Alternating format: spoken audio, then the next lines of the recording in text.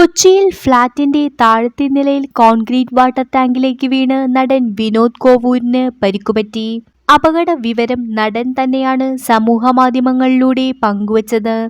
മറിമായം shooting കഴിഞ്ഞ് രാത്രി 10:30 ഫ്ളാറ്റിൽ മടങ്ങിയെത്തിയപ്പോഴായിരുന്നു സംഭവം. വേസ്റ്റ് കളയാനായി താഴത്തെ കാർ പാർക്കിംഗ് ഏരിയയിൽ എത്തിയതായിരുന്നു വിനോദ്.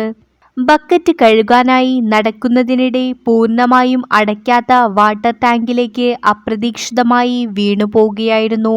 വീഴ്ചയിൽ ടാങ്കിന്റെ വശത്ത് പിടിക്കാൻ സാധിച്ചതിനാൽ വെള്ളത്തിൽ മുങ്ങാതെ രക്ഷപ്പെട്ടു.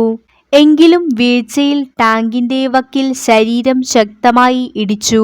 പുറത്ത് കടക്കാൻ പലതവണ ശ്രമിച്ചെങ്കിലും ആദ്യം പരാജയപ്പെട്ടു.